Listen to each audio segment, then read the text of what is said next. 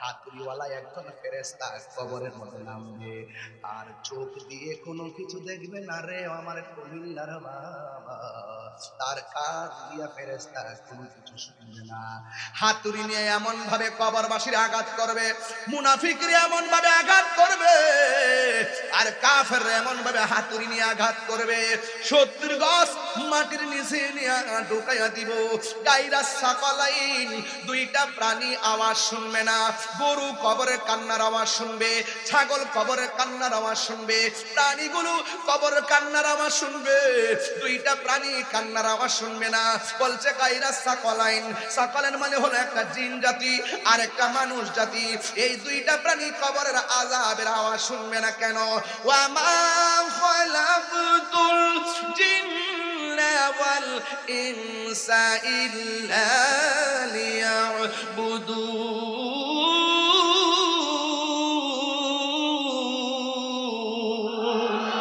আল্লাহ রাব্বুল আলামিনের হাবিব আনাস রাদিয়াল্লাহু তাআলা আনহু قال সুবহানাল্লাহ বলেন না। قال رسول الله صلى الله تعالى عليه وسلم ইন্নাল আবদা ইযা বুদিয়া ফি কবরিহি, যখন মানুষকে কবরে নামানো হবে, বন্ধুরে যখন বান্দারে কবরে নামানো হবে, এই মানুষটা কি সহায় না অসহায়? আরো জোরে কোন। ওখানে গেলে কি কেউ আমাদের সঙ্গে যাবে? এরপরে বলতেছেন ওয়া তাওয়াল্লা আনহু আসহাবুহু, যখন কবরবাসীকে কবরে নামাইয়া সাথীগণ চলে আসবে, ইন্নাহু লা ইয়াসমাউ কারআনি আলিহিম। ও বন্ধু, আপনজনরা যখন কবর দিকে চলে আসবে, কবরের মানুষটা তার পায়ের আওয়াজ শুনতে পারবে। চিৎকার মেরে কি সুবহানাল্লাহ বলা যাবে না? হায় হায় হায় হায় রে, বেশি চিৎকার পারবো না, কণ্ঠ দেওয়ার মালিককে। হাজার হাজার মানুষ, কত সুন্দর বাঁশি, একটা বাঁশির সঙ্গে আরেকটা বাঁশির সুর মিলে না। কথা বলেন ঠিক কিনা? এই জন্য আল্লাহ রাব্বুল আলামিন হাবিব সাল্লাল্লাহু আলাইহি ওয়াসাল্লাম বলেন, ইন্নাল আবদা ইযা বুদিয়া ফি কবরিহি, যখন বান্দাকে কবরের মধ্যে নামানো হবে, ওয়া তাওয়াল্লা আনহু আসহাবুহু, যখন আপনজন তার শেষ বিদায় নিয়ে কবর দিয়ে চলে আসবে, ইন্নাহু লা ইয়াসমাউ কারআনি আলিহিম, ওই কবরবাসীটা আপনজনদের পায়ের আওয়াজ শুনবে। ও বন্ধুরে, বন্ধুরে, ও বাবা, শুধু তাই নয়, আতাহু মালাকানে, দুইজন ফেরেশতা তখন কবরে নামবে। পায়া কোদানিহি, এরপরে কবরবাসীরা তুল্লা বসাবে, কাফনের কাপড়ের বানগুলো খুলবে এবং শরীরের বানগুলোকে বাস থেকে ছড়াইয়া কবর মধ্যে তারে বসাবে। বসায়া পায়া কুলানে দুইজন ওই লাশটারে বলবে, মা কুনতা তাকুলু ফি হাযা রাজুলি মুহাম্মদ, এই নবী সম্পর্কে তোমরা দুনিয়াতে কি বলতে? নবীরে সম্পর্কে তোমরা কি বলতে? ফায়াকুলু, কবরবাসী বলবে, ফা আম্মাল মুমিন, যদি কবরবাসীটা মুমিন হয়, ফায়াকুলু বলবে, আশহাদু আন্নাহু আবদুল্লাহি ওয়া রাসূলুহু। ওই কবরবাসী যদি মুমিন হয়, সে বলবে এই নবী হলো সেই নবী, তিনি হলেন আমার আল্লাহর বন্ধু, আমি সাক্ষ্য দিচ্ছি তিনি হলো আল্লাহর বন্ধু, ওয়া রাসূলুহু, এবং আল্লাহর রাসূল। এরপরে ফায়ুকালু লাহু, ওই ফেরেশতাগুলা মুর্দাকে বলবে, উনজুর ইলা মাকাদিকা মিনান নার, তোমার বসার জায়গা থেকে জাহান্নামকে লক্ষ্য করো। জাহান্নামটা লক্ষ্য করার পরে ওয়া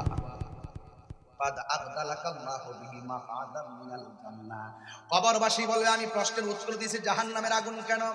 ফেরেশতারা বলবে, যদি তুমি উত্তর দিতে না পারতা, কবরটা জাহান্নাম হয়ে যেত। উত্তর দেওয়ার কারণে আবদালাকাল্লাহু বিহি মাকাদাম মিনাল জান্নাহ, আল্লাহ রাব্বুল আলামিন তোমার স্থানকারে জান্নাত বানায়া দিয়েছে। এই আওয়াজে মানি না, জোরে জোরে বলে না সুবহানাল্লাহ। তাহলে আমরা কি ইমানদার না বেঈমান? ইমানদারের নামাজ দরকার আছে না নাই? ও বন্ধু, ওয়া আম্মাল মুনাফিক ওয়াল কাফির, যদি কবরবাসী মুনাফিক হয় তারে প্রশ্ন করা হবে, ফায়ুকালু লাহু, কবরবাসীকে প্রশ্ন করা হবে, মা কুনতা তাকুলু ফি হাযার রাজুল, এই মুহাম্মদ সাল্লাল্লাহু আলাইহি ওয়াসাল্লাম সম্পর্কে তোমরা দুনিয়াতে কি বলতে। দেখেন মুনাফিকরা দুনিয়াতে যেমন মুনাফিকি উত্তর দেয়, কবরে যায়ও মুনাফিকের উত্তর দেয়। কবরে যায় কি বলে জানেন? লা আদ্রি, আমি জানি না। কুনতু আকুলু মা ইয়াকুলুন নাস, দুনিয়াতে মানুষের কাছ থেকে যা শুনতাম তাই বলতাম। এমন লোক আছে না নাই?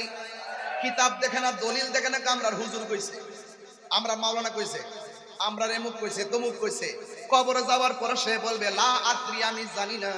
কুনতু আকুলু মা ইয়াকুলুন নাস, আমি দুনিয়ার মানুষের কাছে যা শুনতাম আমি তাই বলতাম। ফায়ুকালু লাহু লা দারাইতু ওয়ালা তালাইতা, কবরের ফেরেশতারা বলবে তুমি শিখলা না কেন? কুরআন দেওয়া হয়েছে তুমি পড়লা না কেন? আল্লাহু আকবার কর না কেন? যারা বুঝে তাদের কাছে গেলা না কেন? এরপরে বলা হয়েছে যখন সে উত্তর দিতে পারবে না তখন কি করবে শুনেন। ওয়াইওয়ায়ু দরাবু বিমাকারিকি মিন হাদিদিন দরবাতান ফায়াসিহু সাইহাতান ইয়াসমাউহা মাইয়ালিহি গায়রা সাকালাইন। এরপরে মুনাফিক যখন উত্তর দিতে পারবে না তখন হাতুড়িওয়ালা একজন ফেরেশতা কবরের মধ্যে নামবে, আর চোখ দিয়ে কোনো কিছু দেখবে না রে আমার কুমিল্লার বাবা, তার কান দিয়া ফেরেশতা কোনো কিছু শুনবে না। হাতুড়ি নিয়ে এমন ভাবে কবরবাসীর আঘাত করবে, মুনাফিকরা এমন ভাবে আঘাত করবে, আর কাফের এমন ভাবে হাতুড়ি নিয়ে আঘাত করবে 70 গজ মাটির নিচে নিয়ে ঢুকাইয়া দিব। গায়রা সাকালাইন, দুইটা প্রাণী আওয়াজ শুনবে না। গরু কবরের কান্নার আওয়াজ শুনবে, ছাগল কবরের কান্নার আওয়াজ শুনবে, প্রাণীগুলো কবরের কান্নার আওয়াজ শুনবে, দুইটা প্রাণী কান্নার আওয়াজ শুনবে না। বলছে গায়রা সাকালাইন, সাকালাইন মানে হলো একটা জিন জাতি আর একটা মানুষ জাতি। এই দুইটা প্রাণী কবরের আযাবের আওয়াজ শুনবে না কেন?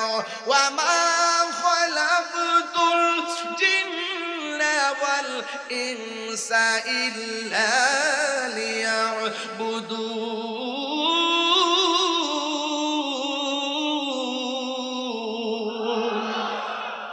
কারণ আল্লাহ রাব্বুল আলামিন এই দুইটা জাতিকে দুনিয়াতে পাঠাইছে ইবাদতের জন্য। এই জন্য মানুষ কান্নার আওয়াজ শুনবে না। কিন্তু আমার বড় কষ্ট লাগে, আমার ভাই এখানের মধ্যে আছেন, আমার ভাই উদ্দাতুল বাড়ি আবু ভাই আছেন, ওনার যদি যৌবন থাকে, ওনার যদি কিশোর বয়সের কথা বলি, ওনার একটা প্রশ্ন করবো। ভাই কবরে কয়টা প্রশ্ন করা হবে? ভাইয়া বলবেন 3টা। 1 নম্বর প্রশ্ন মার রাব্বুকা, শুনছেন না আগে? শুনছেন তো? মার রাব্বুকা অর্থ তোমার রবকে, আমার রবকে, শুনছেন না? এরপরে আমার দীনুকা, তোমার ধর্ম কি? বলেন না। ওয়ামা কুনতা তাকুলু ফি হক্কি হাযার রাজুল, এই যে হাদিসটা নিয়ে আসছি সহিহ হাদিস, এবং হাদিসটার মান হলো হাদিস মুতাওয়াতির। এই হাদিসটা অস্বীকার করলে কাফের হবে। সেখানে প্রশ্ন করা হবে ওয়ামা কুনতা তাকুলু ফি হাযার রাজুল লি মুহাম্মদ, নবী সম্পর্কে দুনিয়াতে তুমি কি বলতে, নবী সম্পর্কে কি ধারণা করতে? প্রশ্ন করা হবে তোমার নবীকে, নবী সম্পর্কে কি বলতে। আর আমার দেশের কিছু মানুষ ওয়াজে উঠে বলে কবরে নাকি 3টা প্রশ্ন করা হবে। এর মধ্যে একটা হলো ওয়ামা দীনুকা। আমি প্রশ্ন করছি, উত্তর দেন। ওয়ামা দীনুকা, বলেন ওয়ামা দীনুকা। এটা ওয়ামা দীনুকা মানে কি? তোমার ধর্ম কি? সুরে তোমার ধর্ম কি? এখন কিছু লোক বাইরে কবরে 2 নম্বর প্রশ্ন হবে আমার দীনুকা, এটার অর্থ হলো তোমার দলের নাম কি? এটা কি ব্যবসা না? এটা কি ব্যবসা না? ও বুঝে না ব্যবসা কোনটা, বুঝে না ব্যবসা কোনটা, বুঝবা তাহিরির সামনে আসলে বুঝবা কোনটা দুনিয়ার ব্যবসা আর কোনটা প্রেমের ব্যবসা, কোনটা কি ব্যবসা সেটা বুঝবা ইনশাআল্লাহ। কথা কোন ঠিক কিনা বলেন? হাত তুলে বলেন ঠিক কিনা বলেন। অন্তত পক্ষে তাহিরিকে যাই বলো, ইসলাম নিয়ে হবে ব্যাখ্যা করার সুযোগ কাউকে দেওয়া হবে না। কথা বলেন ঠিক কিনা বলেন?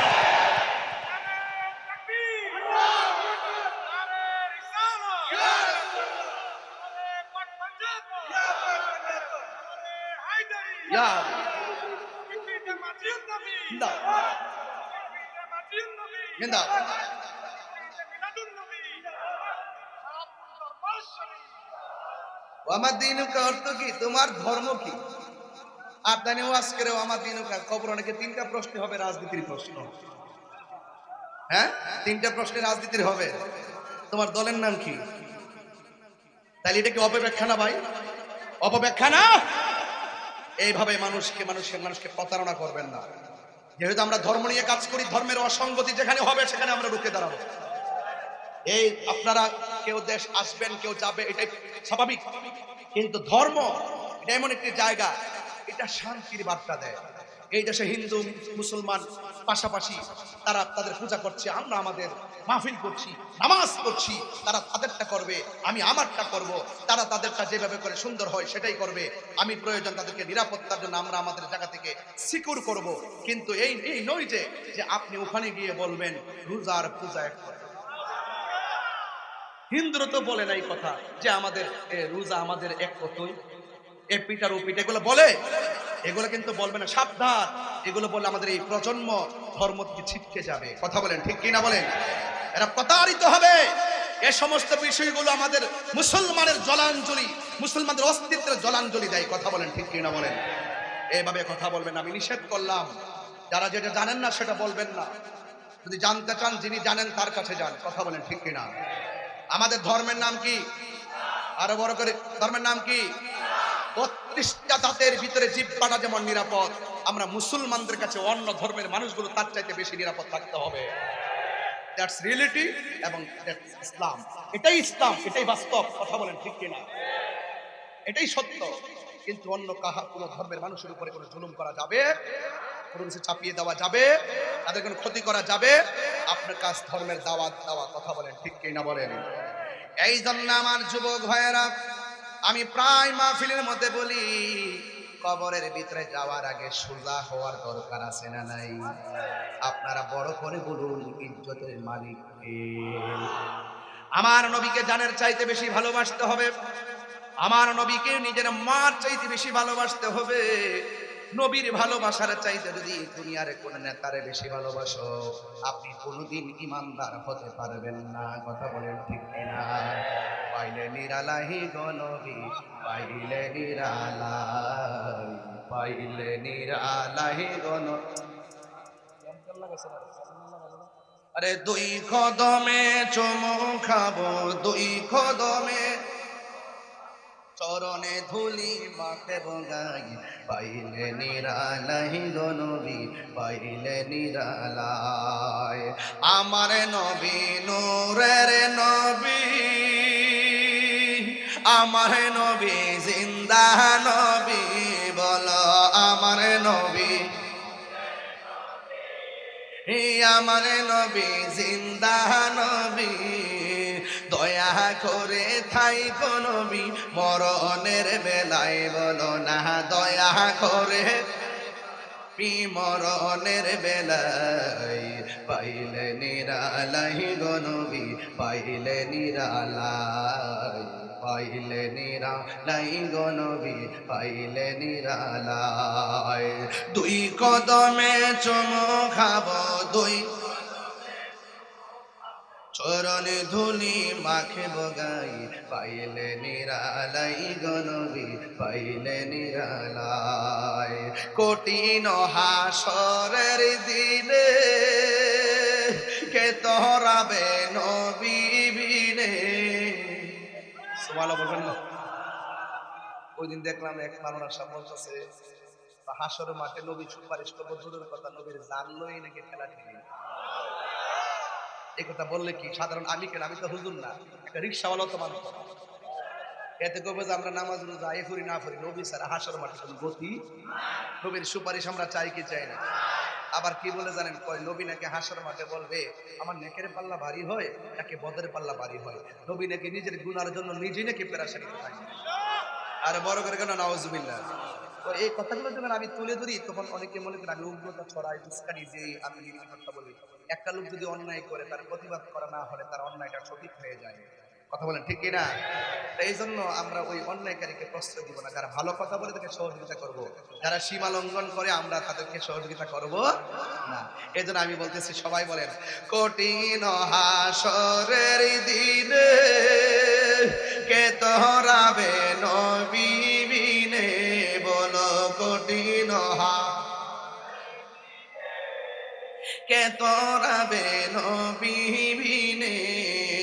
দয়া করে তাই গো নবী, হাসরের বেলায় বলো না দয়া করে নবী হাসরের বেলায় পাইলে নিরালাই গো নবী পাইলে নিরালাই পাইলে নিরালাই গো নবী পাইলে নিরালাই বলো না দুই কদমে চুমু খাবো দুই কদমে চুমু খাবো চরণে ধুলি মাখিব গাই পাইলে নিরালাই গো নবী পাইলে নিরালাই একদিন স্বপ্নে দেখলে যারে সব গোনা জড়িয়া পড়ে একদিন স্বপ্নে দেখলে হে সব গুনাহ জড়িয়া পড়ে দয়া করে তাই গো নবী নিদানের বেলায় বলো না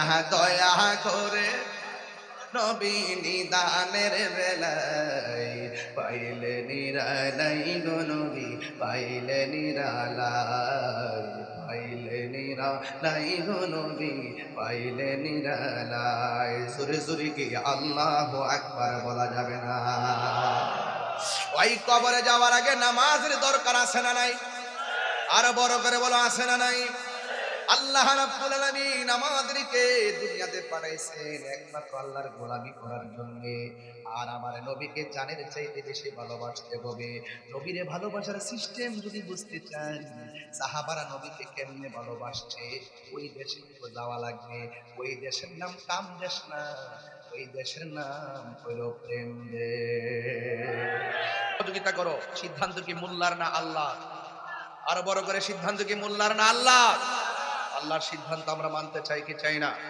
আল্লাহ রাব্বুল আলামিন বলছেন এভাবে ওয়া তাআবানু আলাল বিররি ওয়াত তাকওয়া ওয়া লা তাআবানু আলাল ইসমি ওয়াল উদওয়ান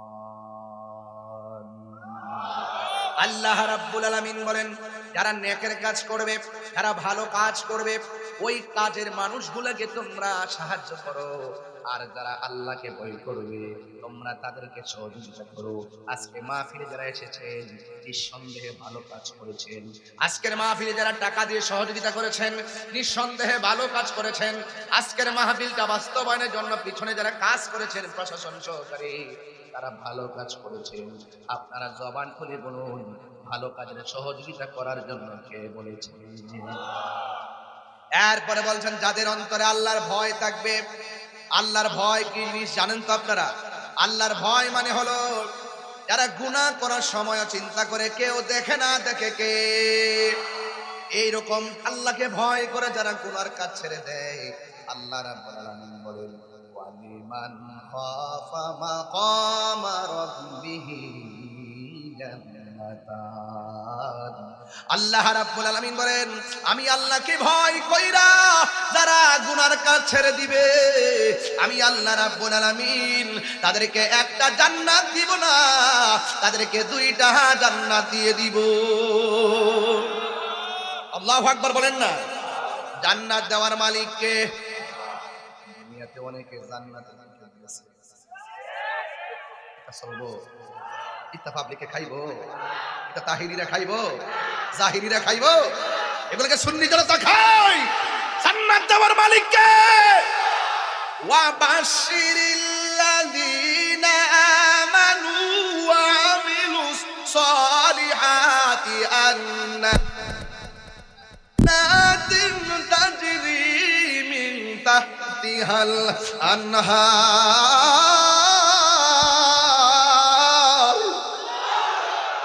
জান্নাতে পাইতে গেলে ঈমান দরকার আছে না নাই জান্নাত পাইতে গেলে নেক আমল দরকার আছে না নাই এইজন্য আল্লাহ বলেন যারা আমি আল্লাহকে ভয় করবে আমি আল্লাহ তাদেরকে জান্নাত দিয়ে দেব ইন্নালিল মুত্তাকিনা মাফাসান হাদাইকা ওয়া আনাবা ওয়া কাওয়াইবা আতরাবা আল্লাহ রাব্বুল আলামিন বলেন যারা আমি আল্লাহকে ভয় করবে আমি আল্লাহ তাদেরকে একটা বাগান দিব না হাদি কাদুদের বহু বচন হাদায়েক আল্লাহ রাব্বুল আলামিন বলেন আমি আল্লাহ তাদেরকে দুইটা আঙ্গুর ফলের বাগান দিয়ে দিব যেই জান্নাতটা দিব এই জান্নাতের নিচ দিয়া নহরগুলো আছে না নাই? এরপরে আল্লাহ বলে ওয়ালা তাআবানু আলাল ইসমি ওয়াল উদওয়ান, ওয়ালা তাআবানু আলাল ইসমি ওয়াল উদওয়ান।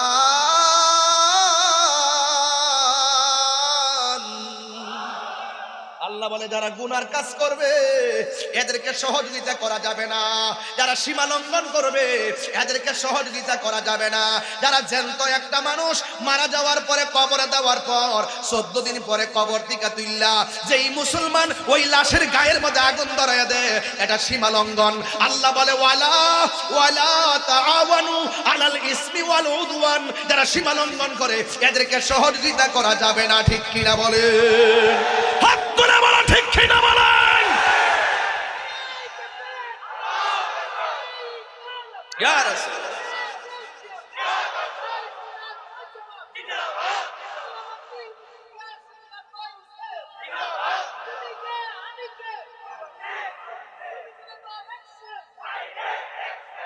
আল্লাহ আওয়াজ করে বলেন আল্লাহু আকবার। দুনিয়াতে যদি ইফটিজিং করে শাস্তি আছে না নাই? 6 মাসের জেল। কথা বলেন ঠিক কিনা? দুনিয়াতে কেউ মাদক সেবক করলে শাস্তি আছে না নাই? দুনিয়াতে কেউ যদি খুন করে শাস্তি আছে না নাই? কিন্তু এই মানুষটা যখন মারা যায় তার ব্যাপারে দুনিয়ার কোনো মানুষের অভিযোগ নাই। জবান খুলে কোন মারা যাওয়ার পরে বিচার করবে কে? আরো জোরে বলুন কে? এই জন্য যায় ভাইরা আমার, আল্লাহ বলেন ওয়ালা তাআওয়ানু আলাল ইসমি ওয়াল উদওয়ান, যারা গুনার কাজ করবে, যারা মানুষের সঙ্গে সীমা লঙ্ঘন করবে এদেরকে সহযোগিতা করা যাবে না। কথা বলেন ঠিক কিনা? এই মানুষগুলো চিনাইতে হবে, বুঝাইতে হবে। এই মানুষগুলো আমাদের দেশের মধ্যে অনেক মানুষ আছে যারা স্বার্থের জন্য ইসলাম তারা ব্যবহার করে। এটা কি রাজনীতি আলাপ? এটা কি রাজনীতি আলাপ? কোরআনে আছে সীমা লঙ্ঘনকারীকে আল্লাহ পছন্দ করে। আমি যে তেলাওয়াত করি আপনারা কি শব্দ দূষণ মনে করেন? আমি তো চিল্লাই অভ্যাস। এরপর একটা মাহফিল করে আসছি মাত্র 45 মিনিট হয়েছে। এরপর আমি বলতেছি আপনারা কি কষ্ট পাচ্ছেন? আল্লাহকে সীমা লঙ্ঘনকারীকে পছন্দ করে। একটু আল্লাহর কোরআনটা দেখতে হবে, শুনতে হবে। আল্লাহ বলছেন ইন্নাল্লাহা লা ইউহিব্বুল মু'তাদিন।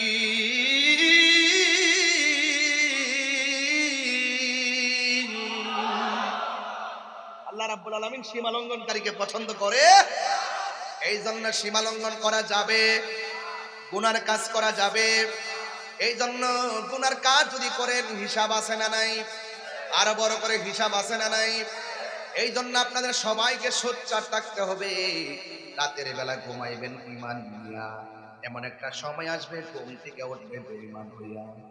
সকালবেলা বের হইলেন ইমানদার হইয়া, সন্ধ্যাবেলা বাড়ির মধ্যে ঢুকবেন বেঈমান হইয়া। ঈমান কোন দিকে চলে যাবে টেরও পাবেন না। আমার দেশের ভিতরে ইহার বান্ডেল ফাইলে দুয়ার বাসা পাল্লাই যাবে। তাহিরিদের কি ইহা দেখেন তার মুখে ডলার দিলে কি কালার পাল্টাইলে আমরা? তাহিরিরা কি কখনো হক কথা গোপন করে? এই হক কথা গোপন করে তাহলে আওয়াজ করে বলুন সেজদা দিব কাকে? আরে বড় করে কাকে? আল্লাহ কাছে। আল্লাহ ছাড়া কার কাছে মাথা নত করা যাবে না। সেজদা পাওয়ার মালিক কে? মাজার কি সেজদার জায়গা না জিয়ারতের জায়গা? আরো বড় করে বলুন জিয়ারত করা কি হারাম না সুন্নাত? আরে জিয়ারতকে পূজার সঙ্গে তুলনা করলেন কেন? কেন তুলনা করলেন? এগুলো সীমা লঙ্ঘন কথা, এগুলো গুনার কথা। কখনো নবীর সুন্নাত হারাম হতে পারে না। কথা বলেন ঠিক কি না বলেন? এই সমস্ত কথাগুলো বলে বলে প্রশাসনকে ভার করে, রাষ্ট্রযন্ত্রকে ভার করে যে এই গ্রুপটা, এই সুফিবাদী মানুষগুলো, তরিকাপন্থী মানুষগুলো, মাজার পূজারী, এই টেক দিয়ে দিয়ে আমাদেরকে রাষ্ট্রের গুরুত্বপূর্ণ জায়গা থেকে দূরে সরায় রাখা হয়েছে। আমি পরিষ্কার ভাষায় বলতে চাই, রাষ্ট্রযন্ত্রের গুরুত্বপূর্ণ ধর্মীয় সিদ্ধান্ত নিতে গেলে 75% সুফিবাদী সুন্নি জনতা ছাড়া এই দেশে কোনো সিদ্ধান্ত হতে পারে না। ঠিক না বলেন?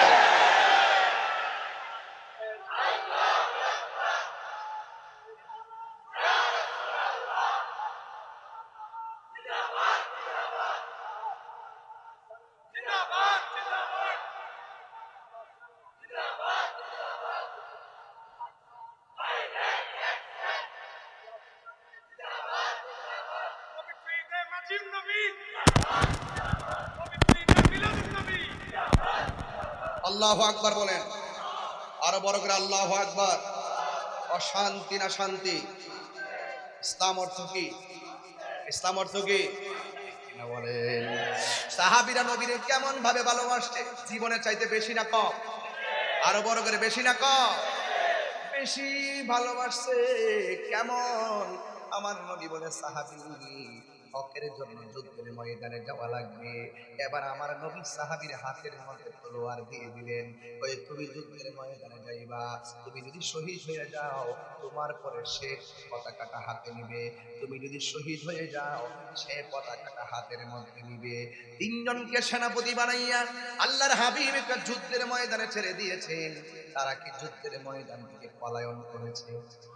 আমার দেশের মধ্যে সকালবেলা জিহাদের কথা কই, রাতের বেলা ডলার খায়, আছে না নাই? টেহা দিলে বাজার, আমি যে কি দেখতেছি বাজার, আমি ভিতরগত ভাবে যে কত কিছু জানি বাজার, কেমনে কেমনে কেমনে কেমনে তারা কেমনে কেমনে সিস্টেম করে আলগা উলগা হইতেছে এবং কত ধরনের আইল বেতাল যে করতেছে।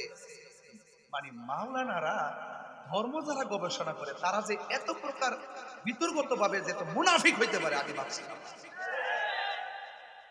আমার কয় হুজুর আপাতত একটু সিস্টেম ওয়াজ করেন, দেশের পরিস্থিতি ভালো না। আমি বুঝছি, আমি এটা বুঝছি। এই শুনে না তো, এই আবু ভাই আমি না, মাশাআল্লাহ আপনি একটু 2-3 বছর বাঁচবেন, যখন আপনি একটু একমত ওয়াজ করেন আমারও কিছু চিন্তা ভাবনা করার দরকার নেই। কারণ হক কথা বইলা যদি আবু ভাই হলে কালকে বইলা যায় যে আমার কোনো দুঃখ নাই। কোন কথা কয়, কোন কথা কইয়া আর কথা, কোন কথা বইলা হক কথা বইলা, তখন আপনি জানেন না যদি সত্যটা গোপন কইরা রাত্রে বেলা যদি কর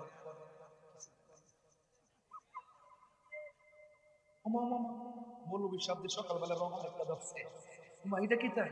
আবার নিজের মধ্যে গ্রুপ আছে, এক গ্রুপে 3 ভাগ হয়, তুই থাকবি বিপক্ষে আর আমি থাকবো পক্ষে, আর তুই বান্ডিল লইবে।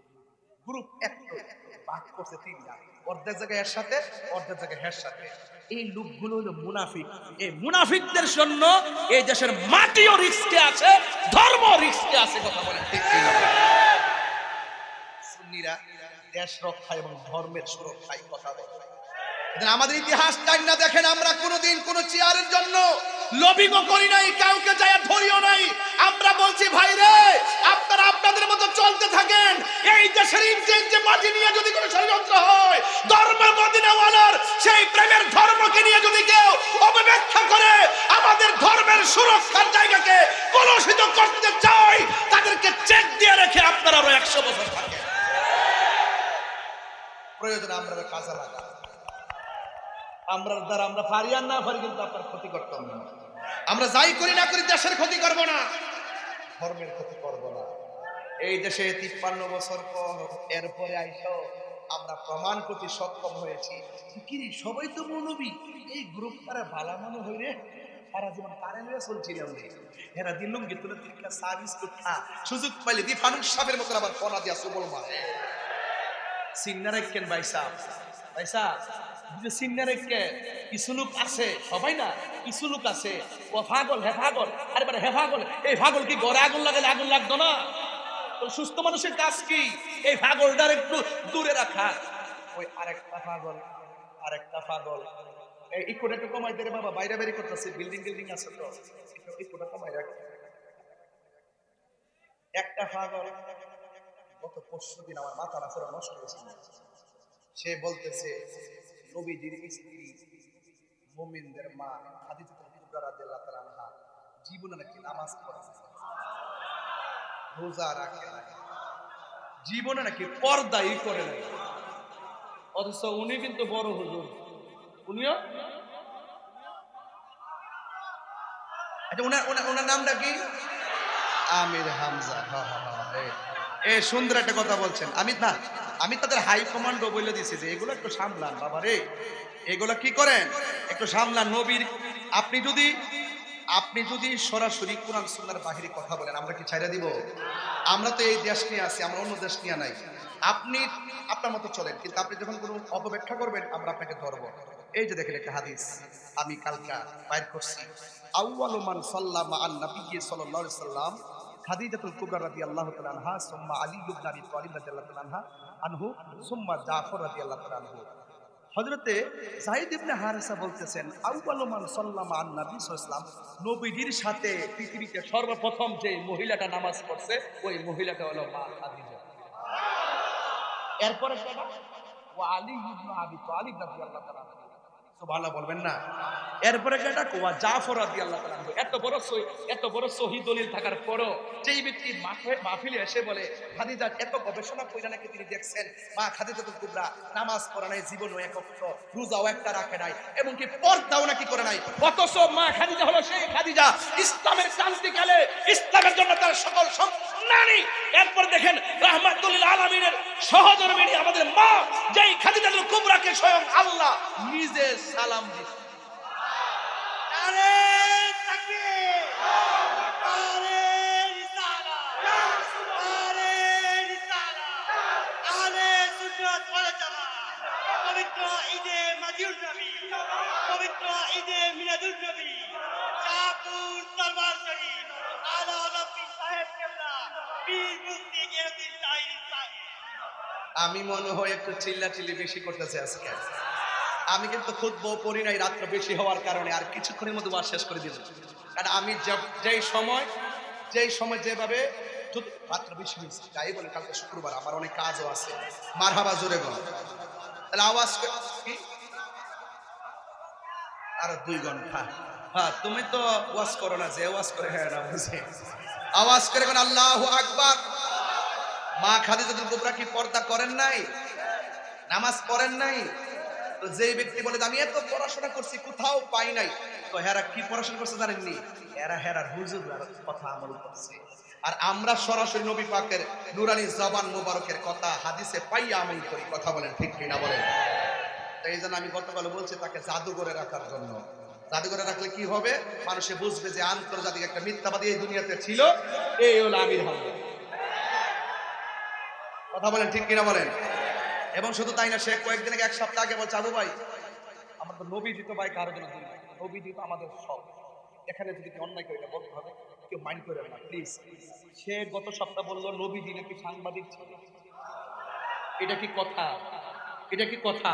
এরপর আমি যখন দৌড়ছি ভালো করে, হুজুর 3 দিন পরে কয় আমি একটা বক্তব্য দিতে চাইয়া স্লিপার টাং হয়ে গেছে, আমার ভুল হয়ে গেছে, তাহাজ্জুদ নামাজের টাইমে আমি নবীকে সাংবাদিক বলার কারণে আমি তাহাজ্জুদ নামাজ করে আল্লাহর কাছে ক্ষমা চাইছি। তুমি অত বড় মুফাসসির, তুমি এমন কথা বলো কেন? কথা বলেন ঠিক কিনা বলেন? এগুলা বললে সমাজ কি বিতর্কিত হবে না? সমাজের ঈমান কি নুকসানে পড়বে না? এজন্য আমাদের সকলকে সাবধানতার সাথে অবলম্বন করতে হবে। এই কথাগুলো বলতাম না যদি প্রসঙ্গ না হইতো। কথা বলেন ঠিক কিনা বলেন? নবী ডাক দিয়া কয় জাফর, ওই যে জাফর, যেই জাফর, ও জাফর তুমি একটা কাম করো। আব্দুল্লাহ ইবনে রাওয়াহাকে বলছেন তুমি তলোয়ারটা হাতে নাও, সুন্নাত নয় শুধু দাওয়াতের মেহমান, সুন্নাত নয় শুধু খাওয়া শেষে মধুপান, আরো কিছু সুন্নাত আছে তুমি জানো কি? জানলেও জীবনে কখনো তা মানো কি? জানলেও জীবনে কখনো তা মানো কি? ও বন্ধুরে, আর ডানে বামে জুড়ে আওয়াজ না করে নীরবে বুঝাইয়া দিয়া যায়। আল্লাহর হাবিব বলেন, ও আব্দুল্লাহ ইবনে রাওয়াহা, তোমার হাতের মধ্যে তলোয়ারটা লও, যুদ্ধের ময়দানে যাইবা, তোমার পরে তলোয়ারটা আব্দুল জাফর ইবনে আবি তালিবের হাতে দিবে, এরপরে খালিদ ইবনে ওয়ালিদের হাতে যাবে। আল্লাহর হাবিব গায়েবের খবর দেনওয়ালা, যেমনে সিরিয়ালটা এঁকে দিয়েছেন এমন ভাবে শহীদের সিরিয়াল শুরু হয়ে গেছে। হযরত আব্দুল্লাহ ইবনে রাওয়াহা তলোয়ার নিয়ে যখন যুদ্ধের ময়দানে গেছে, ওই মুহূর্তে এমন ভাবে যুদ্ধ শুরু করলেন, আপনারা আওয়াজ করে বলেন আব্দুল্লাহ ইবনে রাওয়াহার গায়ের মধ্যে গায়ের জোর না বেলায়েতের জোর। এবার তিনি যুদ্ধ শুরু করলেন, আপনারা আওয়াজ করে বলুন যার কেউ নাই তার কে আছে? এবার আব্দুল্লাহ ইবনে রাওয়াহা যুদ্ধ শুরু করলো। আমার নবী যেইভাবে সিরিয়ালটা দিয়ে দিয়েছেন এমন ভাবে আমার নবীর সিরিয়াল মোতাবেক হযরতে আব্দুল্লাহ ইবনে রাওয়াহা যুদ্ধের ময়দানে শহীদ হয়ে গেছি। দিলটা নরম করে দেন। যুদ্ধের ময়দানে যখন শহীদ হয়ে গেল, এরপরে জাফর ইবনে আবি তালিবের হাতের মধ্যে তলোয়ারটা নিয়ে নিলেন। একজন শহীদ হয়ে গেল। আপনারা জবান খুলে বলেন, আমার নবী যদিও যুদ্ধের ময়দানে যায় নাই, কিন্তু মসজিদ থেকে সেই যুদ্ধের চিত্র আমার নবী দেখার ক্ষমতা আছে না নাই? আবার হযরত জাফর ইবনে আবি তালিবের হাতের মধ্যে নিলেন। তিনি এমন ভাবে যুদ্ধ শুরু করলেন। যুদ্ধ করতে করতে এমন এক অবস্থা, চতুর্দিকে সৈন্যতারে বের দিল। দেওয়ার পরে একটা বিয়াদব আইসা জাফরের ডান হাতের মধ্যে একটা কোপ মারছে, অর্ধেকটা হাত কাইটা ফেলাইছে। আপনারা বলেন, আমার হাতের মধ্যে যদি মাইক্রোফোনটা থাকে, আমার হাত যদি অর্ধেকটা কেটে যায়, একটু লেগে থাকে, আমি যতই চেষ্টা করি মাইক্রোফোনটা তুলতে পারবো না। অথচ 1-1.5 কেজি 2 কেজি ওজনের তলোয়ার গুলো তিনি তুলতে পারেন না। এবার তিনি তলোয়ারটা বাম হাতের মধ্যে নিলেন। বাম হাতের মধ্যে নিয়ে তিনি দাঁড়ায় দাঁড়ায় বাম হাতে যুদ্ধ করতেছেন। কিন্তু তারা নবীর কথা কেমন মানেন, নবীকে কেমন ধারণ করেন, ইসলামকে কেমন ধারণ করেন, আল্লাহর হুকুম কেমন মানেন। ইন টাইমে বাম হাতটা এমন ভাবে ঝুলতেছে। বাম হাতটা যখন ঝুলতেছে, তিনি মনে মনে ভাবলেন, আমি যুদ্ধ করতে অসুবিধা হইতেছে, আমি মন মতো যুদ্ধ করতে পারতেছি না ডান হাতের কারণে। বন্ধুরে, বন্ধুরে, ও বাবা। এবার ডান হাতটা যখন নড়চড় করে, ডান হাতটারে নিজের পায়ের নিচে ফালাইয়া টান দিয়া ডান হাতটারে ছিঁড়া ফেলাইছে। ইসলামের জন্য প্রথম হাতটা কোরবানি দিয়া দিছে।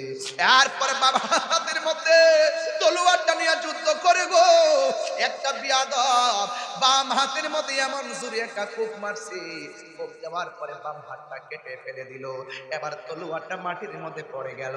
দাঁত দিয়া কামড় দিয়া তলোয়ারের মাথার মধ্যে কইরা তলোয়ারটা নিয়ে সোজা হইয়া দাঁড়ায় গেছে।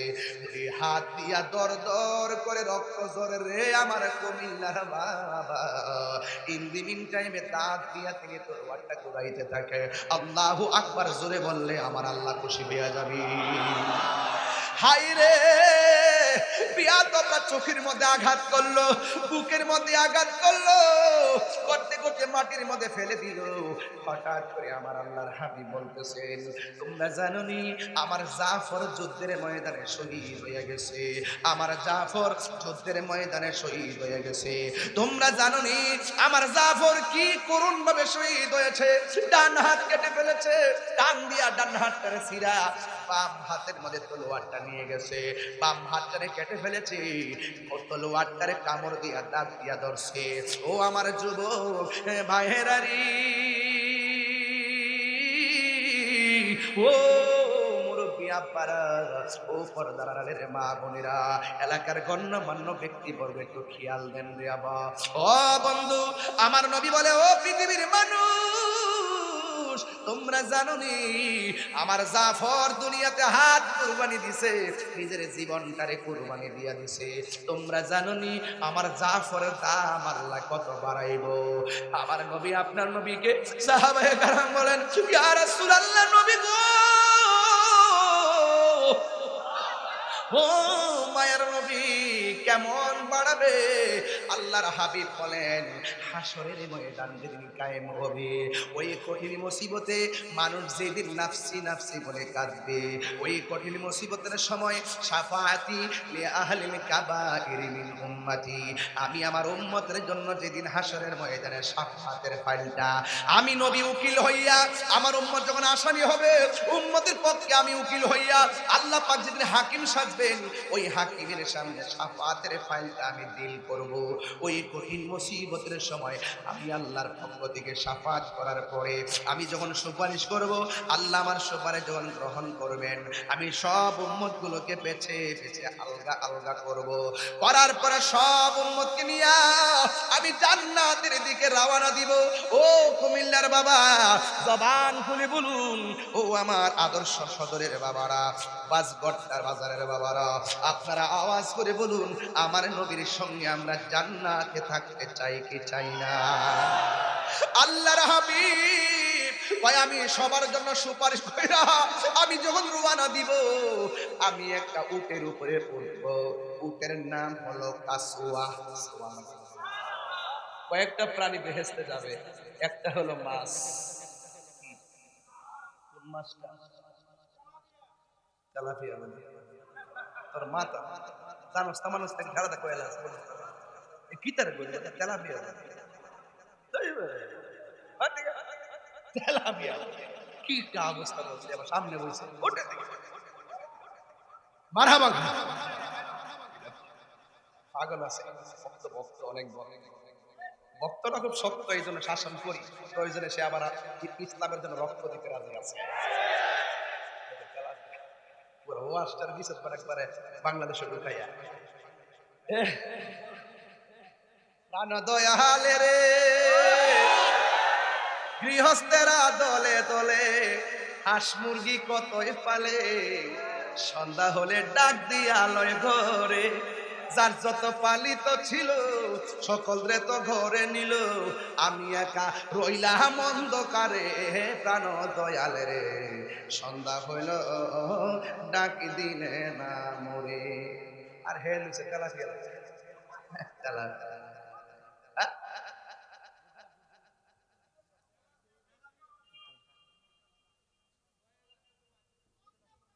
সকল বলে আল্লাহ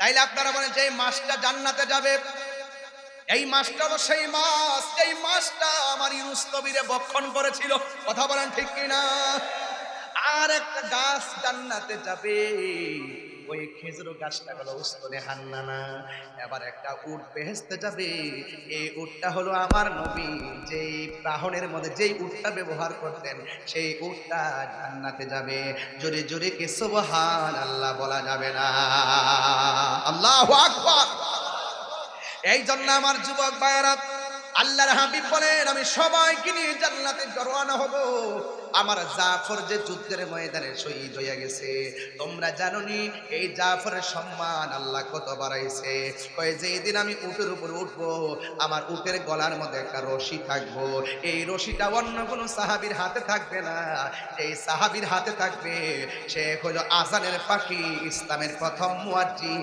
যার নাম হলো হযরতে বেলাল নাম কি চেহারা কি খুব সুন্দর ছিল সুর কি খুব ভালো ছিল দাঁতগুলা ছিল উঁচা উঁচা এত কালো ছিল নিগ্রোর মতো কিন্তু তিনি আল্লাহর কাছে অনেক প্রিয় ছিল তিনি যখন আজান দিত তার আজানের প্রেমের ধাক্কা আরশে আজিমের মধ্যে লাগতো আল্লাহু আকবার আল্লাহু আকবার আল্লাহু আকবার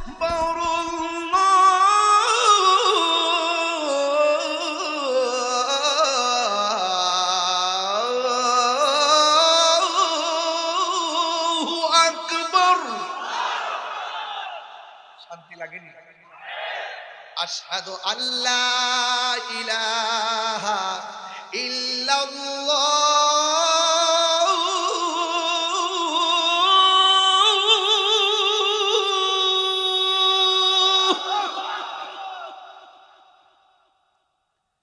أشهد أن لا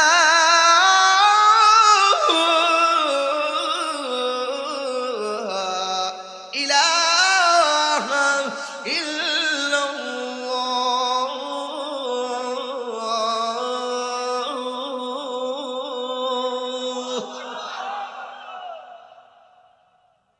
আজানটা কি শান্তি লাগে আরো বড় করে শান্তি লাগে আজানের ভিতরে আল্লাহ নামের পাশে নবীর নাম আছে না নাই কালিমার মধ্যে আল্লাহ নামের পাশে নবীর নাম আছে না নাই জান্নাতের গেটে আল্লাহ নামের পাশে নবীর নাম আছে না নাই বেহেশতের গেটে গেটে আল্লাহ নামের পাশে নবীর নাম আছে না নাই হুরদের চোখের মনির মধ্যে এক পাশে আল্লাহ আর এক পাশে নবীর নাম আছে না নাই যারা বলে কালিমা আল্লাহর নামের পাশে নবীর নাম লেখা যাবে না যারা বলে লা ইলাহা ইল্লাল্লাহ মুহাম্মাদুর রাসূলুল্লাহ পাশাপাশি লিখতে শিরিক হয়ে যাবে ওরা আসলে শিরিকের মর্ম বুঝে না ওরা আসলে শিরিকের ব্যাখ্যা বুঝে না আমরা লা ইলাহা ইল্লাল্লাহ মুহাম্মাদুর রাসূলুল্লাহ আল্লাহ নামের পাশে নবীর নাম লিখে শিরিক করি না বরং আমাদের মহব্বত আমরা নবীর উসিলায় আল্লাহর সঙ্গে পীড়িত করি বুঝেন না আল্লাহর হাবিব বলতেছেন হাসরের মাঠে আমি যাব উটের উপরে উটের রশি থাকবে কার হাতে কথা কেন কার হাতে বিলালের হাতে আর পিছে থাকবে বুরাকের উপরে সব নবীর উম্মত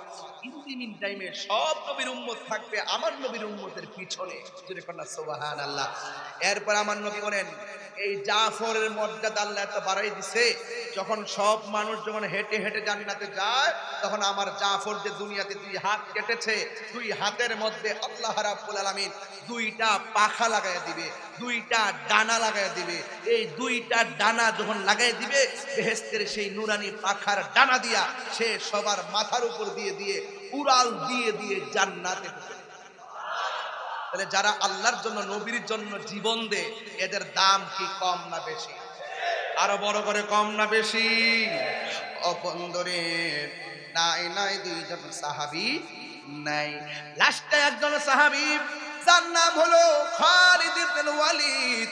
ওই খালিদ ইবনে ওয়ালিদ যখন তিনি তলোয়ারটা হাতের মধ্যে নিলেন, ইন দি মিন টাইমে তিনি যুদ্ধ শুরু করে দিলেন।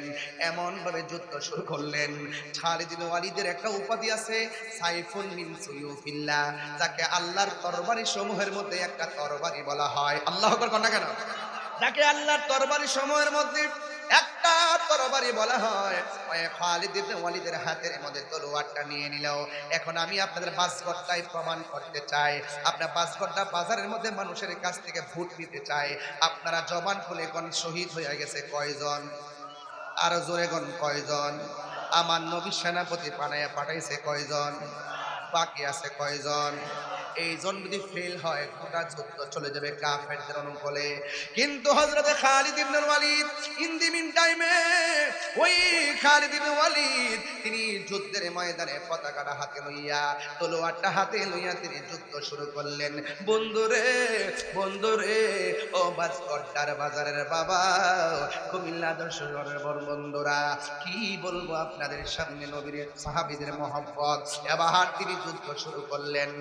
90 থেকে 80, 90 থেকে 95, 98 ভাগ যুদ্ধের রেজাল্ট মুসলমানদের অনুকূলে চলে আসছে। মুসলমানরা বড় খুশি। যখন 2% বাকি আছে, ওই মুহূর্তে সেনাপতি কি করছে জানেন নি? ওই সেনাপতির মাথার হেলমেটটা পড়ে গেছে, এই জন্য সে পিছন দিকে দিয়ে রওনা হয়ে গেছে। চিৎকার মেরে কি আল্লাহু আকবার বলা যাবে না? পিছন দিক দিয়ে চলে আসলো। অন্যান্য সাহাবীরা ডাক দিয়া কয়, ও খালিদ ইবনে ওয়ালিদ, মাত্র 2% বাকি আছে, আপনি পিছন দিক দিয়ে রওনা হলেন, কাফেররা তো আমাদেরকে ধাওয়া করছে, কাফেররা তো আমাদেরকে পাকড়াও করেছে, বিজয়ের মালা কাফেরদের দিকে চলে যাচ্ছে, আপনি মেহেরবানি করে আমাদের হেলমেটটা মাথার মধ্যে নেন, আমাদের হেলমেটটা আপনার মাথার মধ্যে লাগান। সে বলে, না, আমার হেলমেটটাই লাগবে, ধুলাই দূষিত।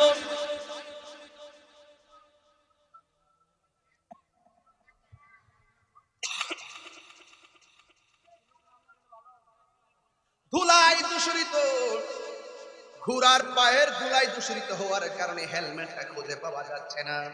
মাঠটা পুরো অন্ধকারের মতো হয়ে গেছে। বন্ধুরা রে আমার, এবার খালিদ ইবনে ওয়ালিদ পিছনে হটতে শুরু করলেন। এবার কাফেররা মুসলমানদেরকে উল্টা ধাও দেওয়া শুরু করলো। ওই মুহূর্তে খালিদ ইবনে ওয়ালিদ হঠাৎ করে তোনার যেই হেলমেটটা পেয়েছেন, পেয়ে তিনি মাথার মধ্যে লাগাইয়া তিনি যুদ্ধ শুরু করে দিলেন। তার সামনে কেউ আসতে পারে না রে বাবা। এই মুহূর্তে যুদ্ধ করতে করতে করতে করতে আমার আল্লাহ রাব্বুল আলামিন খালিদ ইবনে ওয়ালিদের নেতৃত্বে ওই যুদ্ধের বিজয়ের পতাকা দান করে দিয়েছেন। চিৎকার মেরে কি সুবহানাল্লাহ বলা যাবে না? এবার যুদ্ধ যখন জয় হয়ে গেল, মানুষ বলা বলে শুরু করলো, ও খালিদ ইবনে ওয়ালিদ, আপনি যে যুদ্ধের ময়দানে এত বীরত্বের সাথে যুদ্ধ করে আমাদেরকে সাহস দিয়েছিলেন, বিদায় বেলা তো আপনি আমাদের কলিজার পানি শুকাইয়া ফেলাইছেন। আপনার কারণে তো আমরা বড় চিন্তায় পড়ে গিয়েছিলাম। আপনার হেলমেটটা পড়ে গেছে, এই জন্য আপনি যে পিছন দিক দিয়ে হটেছেন, কিন্তু এই সুযোগে তো আমরা বিজয়টা হারায় ফেলতাম, জয়ের মুকুট তো কাফেররা নিয়ে যেত। এবার খালিদ ইবনে ওয়ালিদ বলেন, আমি 1 ইঞ্চি সামনে যাব, আমার গায়ের মধ্যে কোনো জোর ছিল না। এই হেলমেটটা পরার পরে আমার সব শক্তি হারিয়ে ফেলছি, কারণ আমার সব শক্তি হলো হেলমেটের ভিতরে। সাহাবীরা জিজ্ঞাসা করে, শক্তির সঙ্গে হেলমেটের সম্পর্ক কি? আপনি তো ইচ্ছে করলে আমাদের হেলমেটটাই মাথায় নিতে পারতেন, এরপরও আপনি কেন পিছনে ঘটলেন? আমার সব শক্তি হলো হেলমেটের ভিতরে। এবারে সাহাবীরা বলেন, হেলমেটের ভিতরে কি আছে? সাহাবী ডাক দিয়া বলে, ও নবীর সাহাবীরা, তোমরা জানো না এই এই হেলমেটের ভিতরে ছিল আমার নবীজির মাথা মোবারকের চুল মোবারক। আরো বড় করে বলেন না আল্লাহু আকবার। এবার ওই হেলমেটটা মাথায় থাকলে আমি গায়ের মধ্যে একটা শক্তি পাই। আল্লাহু আকবার কর না কেন? এই হেলমেটটা পরে যাওয়ার পর আমার শক্তি সব হারিয়ে গেছে। এই জন্য আমি বাজগড্ডা বাজারে বলে দিয়ে যায়, নবীর চুল মুবারকে এত বরকত, নবীর চুল মুবারকে এত বরকত, নবীর কদম মুবারকের ধুলা মুবারকের মধ্যে বরকত আছে না নাই? আর চিৎকার মেরে বলেন না আছে না নাই? আল্লাহর হাবিব যখন দুনিয়াতে তাশরীফ আনলেন, আল্লাহর হাবিব একটা গাছ তলার মধ্যে ঘুমাচ্ছিলেন। আপনারা জবান খুলে বলেন, আমার নবী ঘুমাইলেও দেখার ক্ষমতা আছে না নাই? আর বড় করে আছে না নাই? এবার নবীরে মারার জন্য একটা ইহুদি গেল, নবীরে শেষ করে দিবে কেন? ওই আকাশের মেঘমালা যারা ছায়া দেয়, পাথরগুলো যার কদম মুবারক লাগে নরম হয়ে যায়, এবং বনের গাছ গাছালিগুলো ঝুঁকে গিয়ে যারা সালাম দেয়, পাখিগুলো তাকে সালাম দেয়, গাছ গাছালি সালাম দেয়। এই নবী যদি একটু আস্তে আস্তে বড় হয়, তাইলে আমাদের বাপ দাদা ধর্মের উপরে চুনকালি লেগে যাবে। এই জন্য সে নবীরে মারার জন্য গেল। আল্লাহর হাবিব গাছতলায় শুয়ে রইলেন। ইন্দিমিন টাইমে ওই মুহূর্তে ইহুদি যখন নবীরে মারার জন্য ছুরিটা লইয়া গেল, হঠাৎ করে তার দুইটা ভালো চোখ অন্ধ হইয়া গেল। অন্ধ হওয়া ভালো, কিন্তু অন্ধ চোখের মধ্যে যন্ত্রণা ভালো না। এবার যখন যন্ত্রণা নিয়ে বাড়িতে গেল, তার একটা মেয়ে ছিল, মেয়েটা ডাক দিয়া কয়, বাবা ভালো চোখ নিয়ে গেছেন, হঠাৎ করে কেন আপনার চোখটা অন্ধ হয়ে গেল? ও শুধুমাত্র অন্ধ নয়, আপনি ব্যথার জন্য অনেক কান্নাকাটি করতেছেন। মেয়ের বাবা ডাক দিয়ে কয়, তুমি কি দেখো না এই দেশের মধ্যে একজন নবী আসছে, যার চেহারা দেখলে বড় মায়া লাগে? তুমি কি দেখো না সেই নবী রাস্তা দিয়ে হাঁটলে আকাশের মেঘমালা ছায়া দেয়, যিনি পাথরের মধ্যে কদম রাখলে তোলার মতো নরম হয়ে যায়, ইনি যদি দিনে দিনে বেঁচে থাকে, তাইলে কি আমাদের বাপ দাদা ধর্ম থাকে নাকি? এই জন্য আজকে মারার জন্য গিয়েছিলাম। জোরে জোরে কি নাউজুবিল্লাহ বলা যাবে না? আমি তার মারার জন্য গিয়েছি। যখন আমি তলোয়ার নিয়ে মারতে গেলাম, হঠাৎ করে আমার দুইটা চোখ অন্ধ হয়ে গেল। মেয়েটা মনে মনে কয়, আব্বা আপনি কারে মারতে গেছেন? আপনি যারা মারতে গেছেন, এই নবীর আমি যেই দিন দেখছি, ওই নবীর প্রেমে পইরা আমি কালিমা পইরা মুসলমান হয়ে গেছি। যে যারে চিনে সে তারে কিনে। ও বন্ধু, হেদায়েত বড় নিয়তির ব্যাপার, কথা বলেন ঠিক কিনা? আবার মেয়েটা মুখ খুললা বলে না, মুখ খুললা বললে বাবা যদি আবার মেয়েটারে মারে, এই জন্য গোপন রাখলেন। ওই মুহূর্তে মেয়েটা বলেন, এখন কি করব? ডাক্তারের কাছে গেছে, চোখ দুইটা ভালো হয় না। কবিরাজের কাছে গেছে, চোখ দুইটা ভালো হয় না। তার কণ্ঠের মধ্যে এমন বিকট আওয়াজ, বাড়িঘরের মানুষ বিরক্ত হয়ে গেছে। ওই মুহূর্তে বাড়িঘরের মানুষ ডাক দিয়ে বলেন, তুমি তোমার বাবাকে এখান থেকে নিয়ে যাও, তোমার বাবার অস্থির কান্নাকাটির কারণে আমরা ঘুমাইতে পারি না, তোমার বাবার নিয়ে জঙ্গলার ভিতরে চলে যাও। শত হইল তো মেয়েরা বাবা মায়ের বাবারে কেমনে ফালাইয়া দিবে। এবার মেয়েটা এলাকার মানুষকে ডাক দিয়া বলেন, ও আমার সমাজের মানুষ, তোমরা বলতেছো আমার বাইরে নিয়ে, আমার বাবারে নিয়ে আমি একটা জঙ্গলায় যাওয়ার জন্য। আমি একটা মেয়ে মানুষ, আমি কেমনে আমার বাবাকে নিয়ে থাকবো? সমাজ ছাড়া তো আমি থাকতে পারি না। Man can not live alone, মানুষ একা থাকতে পারে না, তাই তো সঙ্গ লাগে।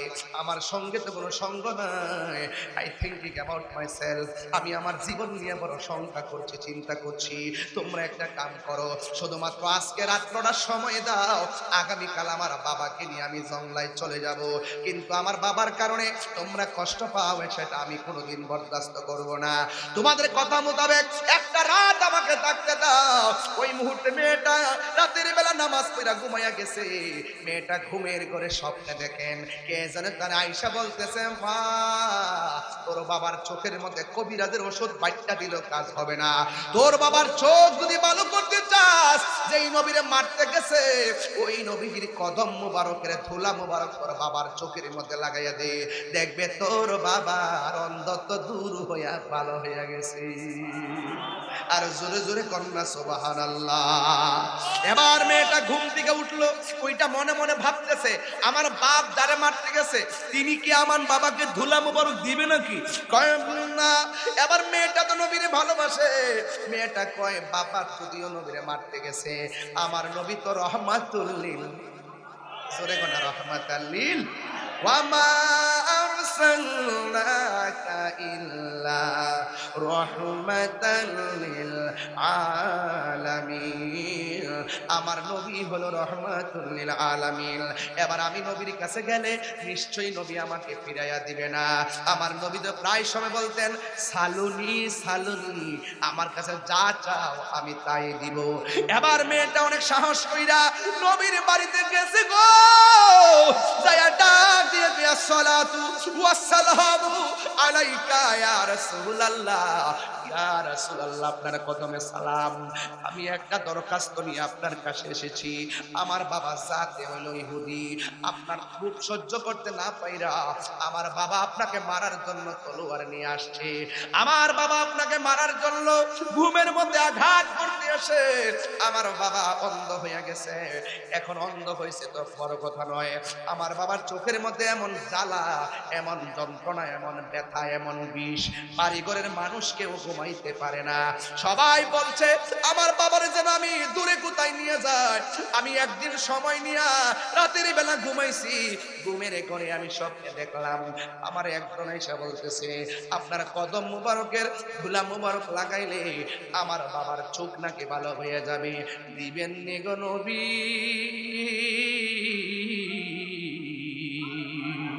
দিবেননি একটু ধুলা মুবারক আমারে দিবেননি? আপনারা জবান খুলে কোন আমার নবী রহমাতাল লিল আলামিন। আমার নবী ডাক দিয়ে কয় তোমার হাতের মধ্যে একটা ওয়ারাক নাও, পাতা নাও, পাতা নিয়ে আমার নবীজির কদম মুবারকের ধুলা মুবারকটা নিয়া আমার নবীজির ধুলা মুবারকটা পাতার মধ্যে লইয়া ইন্দিমিন টাইমে পাতার মধ্যে নিয়ে এবার ধুলা মুবারকটা লইয়া বাড়ির মধ্যে যখন গিয়েছে, বন্ধুরা রে আমার শেষ বেলা আমি কি বুঝাইতাম, আমার নবীর ধুলা মুবারক বাড়িতে নিল। মেয়ের বাবা ডাক দিয়া কয় মা কোথায় গেলা, আমার জন্য কোনো ওষুধ আনছনি? মেয়েটা ডাক দিয়া কয় বাবা এমন ওষুধ আনছি, এই ওষুধ আজকে আপনার চোখে মারবো, যদি এখন চোখ ভালো না হয় আগামী কাল থেকে কোনোদিন আর কোনো ওষুধ আর আনবো না। কয় মা তাড়াতাড়ি দাও। এবার বাবারে শোয়াইয়া চোখটারে খুললা ওই ধুলা মুবারক ওই তার বাবার চোখের মধ্যে দিয়া দিছে। দেওয়ার পরে মেয়ের বাবা ডাক দিয়ে কে মা গো এতদিন তুমি ওষুধ লাগাইছো, আমার ওষুধ দিলেই আমার চোখের মধ্যে যন্ত্রণা শুরু হয়ে যাইত, এখন ওষুধ লাগাইছো আমার চোখের মধ্যে দেওয়ার পর আমার চোখটারে ঠান্ডা ঠান্ডা লাগে, ঠান্ডা লাগে, ঠান্ডা। ডাক দিয়া বে মা দাও আর দাও।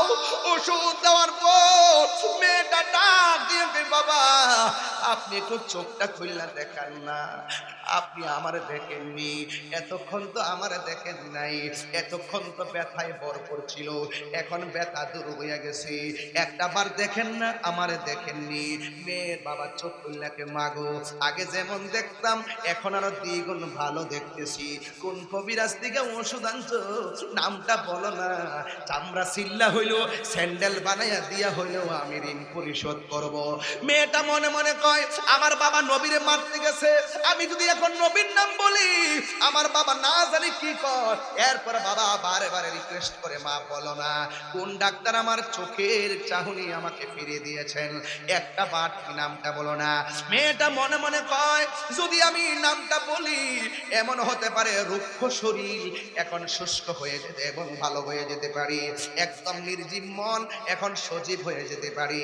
এবার মেয়েটা ডাক দিয়ে কয় ও বাবা আপনি যেই নবীরে মারার জন্য তলোয়ার নিয়ে গেছেন আমি স্বপ্নে আদিষ্ট হইয়া ওই নবীর কদম মুবারকের ধুলা মুবারক আপনার চোখের মধ্যে লাগাইছি, এরপরে আপনার চোখ দুইটা ভালো হইয়া গেছে। মেয়ের বাবা ডাক দিয়া কয় কি বললি, যারা আমি দুশ্মন মনে করি তার ধুলাই না আমার চোখের মধ্যে লাগাইছস, এই চোখ আমি রাখবো না।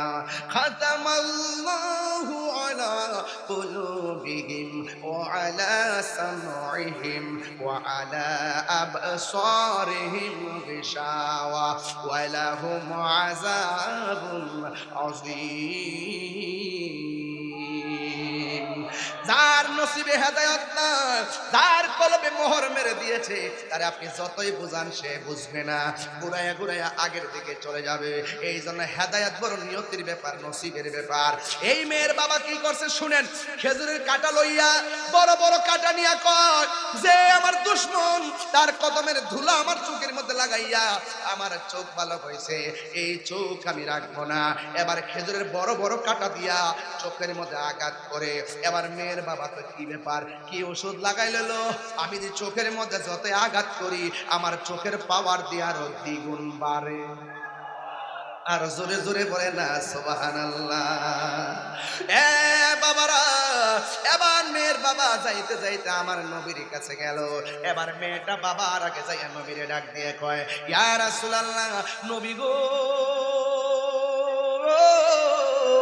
ও মায়ার নবী, আপনি আমারে মাফ করবেন, আমার বাবা তো আপনার কাছে আবার আসতেছে, না জানি আবার আপনারা আক্রমণ করে কিনা। ফাতাবাসসামা রাসূলুল্লাহি সাল্লাল্লাহু তাআলা আলাইহি ওয়াসাল্লাম, নবী দেরি করে নাই, মেয়েটার কথা শুননা আমার নবী একটা মুস্কি হাসি মারলেন, কারণ আমার নবী ভালো করে জানেন ঘটনাটা কি হইব।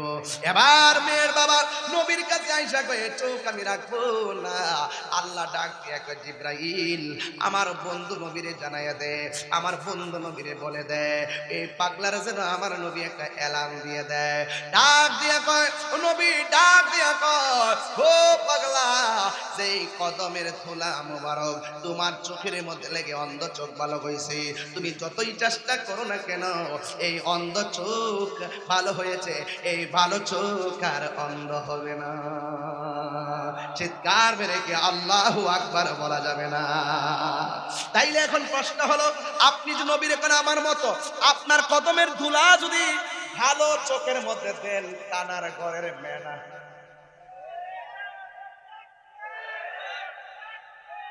আপনার ভাইয়ের ধুলা যদি ভালো চোখের মধ্যে দেন, ভালো চোখ টানা, কথা কোন ঠিক কিনা? আর আমার নবীর কদম মুবারকের ধুলা মুবারক অন্ধ চোখের মধ্যে দেওয়ার পর অন্ধ চোখ ভালো হয়ে যায়, সেই চোখ আর কখনো অন্ধ হবে না, আমার আল্লাহ সিদ্ধান্ত। একটু হাত তুলে কোন আল্লাহু আকবার, আল্লাহু আকবার।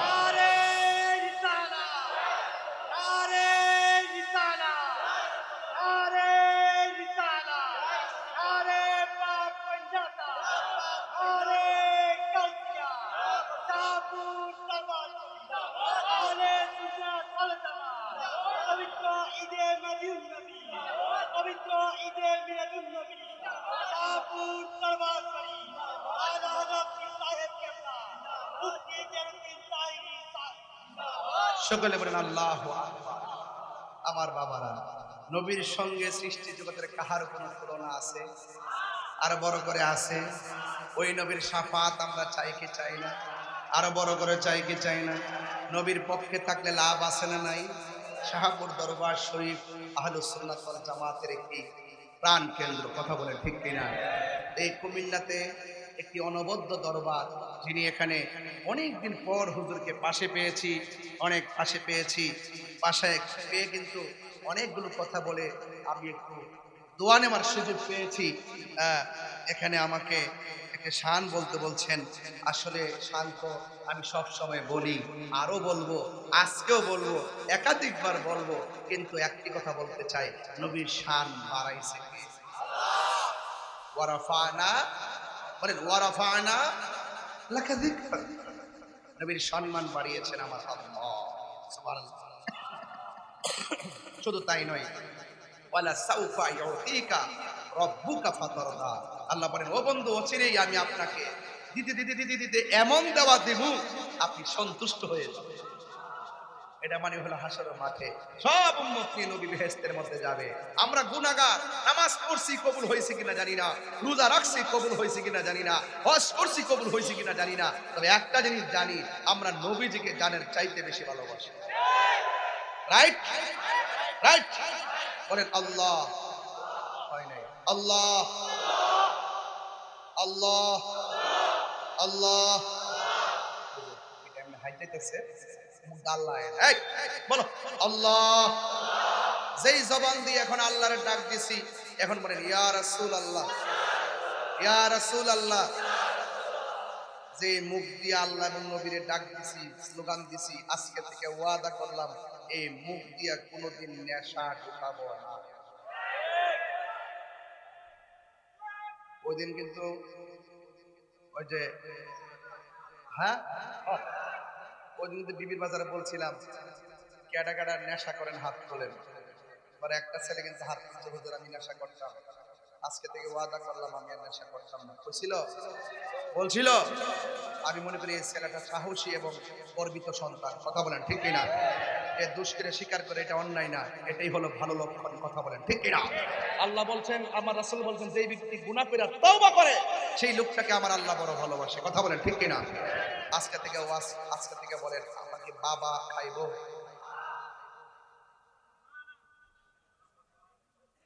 না, কইতো না এমনি বাবা খাইব চলবে না? আসতেছে বন্ধ বাবা, দেখো বাবা, আরে বন্ধ কর বাবা, এমনি না বন্ধ বাবা, আর বাবা, ইয়াবা, ফ্যান্সি, গাঞ্জা, সুদ, ঘুষ, চুরি, ডাকাতি, মিথ্যা, গীবত, নামাজ। হুশ রাখতেন না আপনারা? হুশ রাখতেন না? এইভাবে তো হুট করে ঠাড়া পড়বো, ঠাড়ার ভিতরে লাহাওলা বলা কথা পড়তে হইব। কথা কন ঠিক তৈলে না শয়তান দূরে থাকছে। কথা কন ঠিক কিনা বলেন? এখন বলবেন চলবে, বলে কি কি কি চলবে?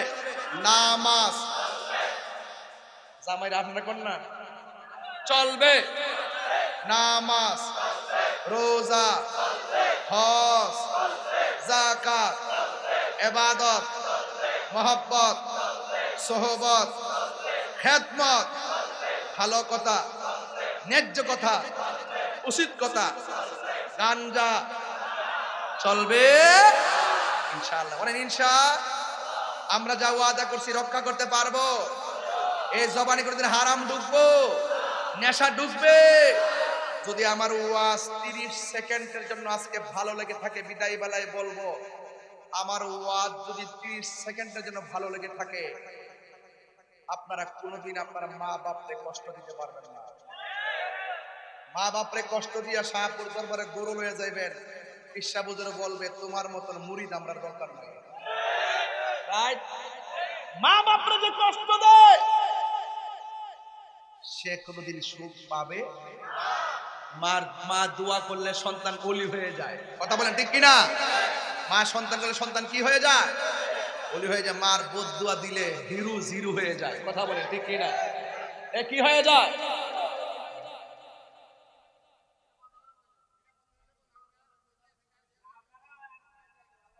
সকলে করে আলহামদুলিল্লাহ, সকলে আলহামদুলিল্লাহ কর। আমার ভাইরা, আমার একটা শান বলতে বলছেন, কান্দায়ও না ও বাগদাদি, কান্দায়ও না ও বাগদাদি, বুকে নাও আমায়, কিছু চাই না শুধুমাত্র তোমায় আমি চাই। কান্দায়ও না ও ভান্ডারি, বলে না মারহাবা কর, বুকে নাও আমায়, কিছু চাই না, কিছু চাই না শুধুমাত্র তোমায় আমি চাই। তুমি যদি আমার হও দিব উপহার, দয়াল জীবনটাই আমার। তুমি বললে চলে যাব, তুমি বললে চলে যাব, যে তাই নাও সে তাই, কিছু চাই না শুধুমাত্র তোমায় আমি চাই। কান্দায়ও না ও ভান্ডারি, কান্দায়ও না ও ফয়েজি, বুকে নাও আমায়, কান্দায়ও না ও বাগদাদি, বুকে নাও আমায়, কিছু চাই না শুধুমাত্র তোমায় আমি চাই। ঠিক না? চাই না আমি ধনের পাহাড়, ববের সরদারি, চাই গো চরণ ভিখারি। কথা কন ঠিক না? মন চাই শুধু তোমায় আমি বুকেতেই রাখি, কিছু চাই না শুধুমাত্র তোমায় আমি চাই। জোরে কর মারহাবা। সবাই কি খুশি না বেজার? আমার মুর্শিদ নিল আমার মন কারিয়া, কেমন করে নিল এমন প্রেমী